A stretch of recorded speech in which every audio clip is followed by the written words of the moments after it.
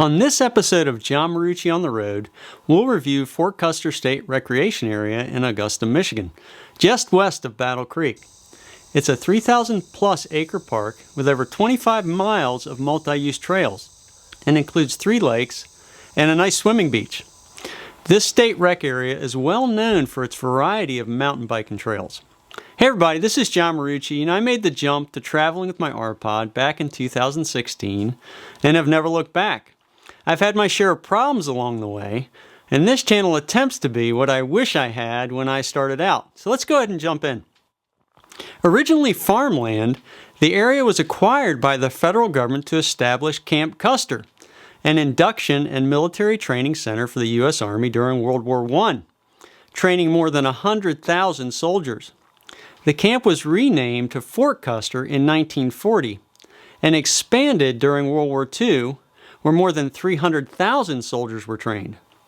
While Fort Custer remained an armed forces training area, the land for the park was deeded to the state of Michigan under President Nixon's legacy of parks in 1971. Here are some campground facts.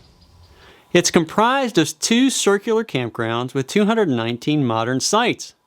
Each has 20 and 30 amp connections, and there are a few 50 amp sites.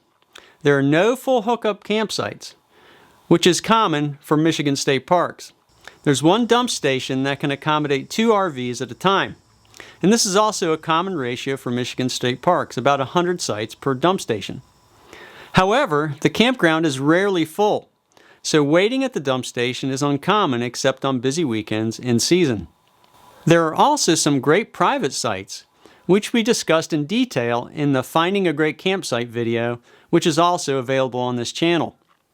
Probably the main draw of the park, besides the many private campsites, is the outstanding trail system, well known for challenging mountain biking as well as equestrian riding. The 3 lakes provide good opportunity for fishing, canoeing, and kayaking. And the large beach at Eagle Lake makes for good sun and swimming. Likely the main drawback of the park is general location. Michigan has many outstanding state parks, most of which are on popular lakes and waterways.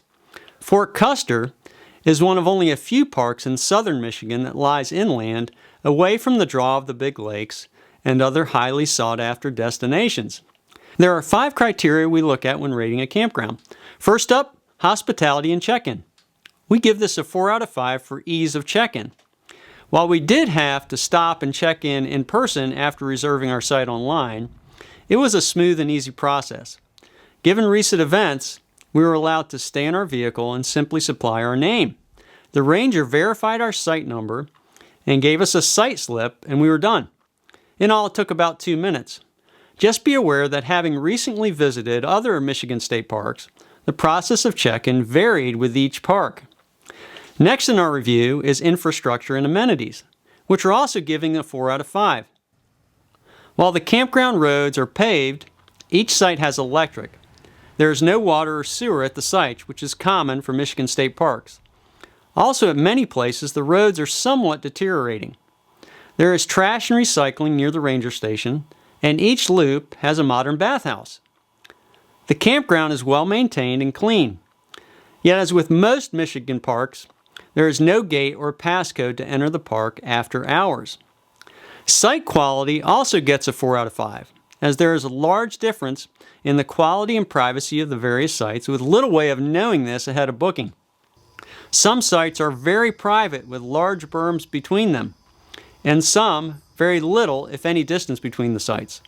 All have electric, fire pits, picnic tables, and are basically level. Yet some are almost fully paved, some partially paved, and some a grass-dirt mix or fully dirt. Our exercise ability rating is 5 out of 5 for the many ways to get a great workout in. For running, there are miles of multi-use trails to explore along lakes and various terrain, as well as several miles of in-park paved roads, around the campground loops, and on the recreation area roads, which have minimal traffic.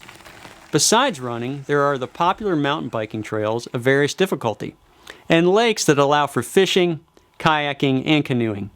Overall, this is one of my favorite places to camp in Michigan for exercise. Finally, we're giving a 5 out of 5 for workability, as the bandwidth for both AT&T and Verizon are stellar and will accommodate pretty much any type of remote working situation. Using an iPhone X, we had speeds of 75.7 megabits per second down and 12.2 megabits per second up on AT&T. Using our Verizon MiFi Jetpack, we experienced speeds of 72.5 megabits per second down and 6.91 megabits per second up. Like most Michigan State parks, there is no Wi-Fi provided at the campground. We have camped at Fort Custer in summer and fall and really have never had a noise issue that would interrupt work or online calls. Overall, we think Fort Custer is an excellent value and ideal for a stopover if you're traveling east or west in Lower Michigan along the I-94 corridor.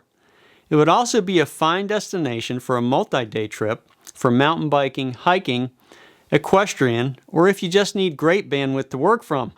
The value is good, given daily rates are usually much less than the more popular state parks up north or on the west coast. Hopefully you can stop by here sometime and enjoy the campground and recreation area. If you found this video helpful, please click the like button. We'd love to have you join the On the Road team by subscribing to the channel. If you want to dive deeper, we put more content and photos on Instagram and Twitter at John Marucci. And you can also follow me on Facebook. Thanks for watching. Stay safe. This is John Marucci, and so long for now.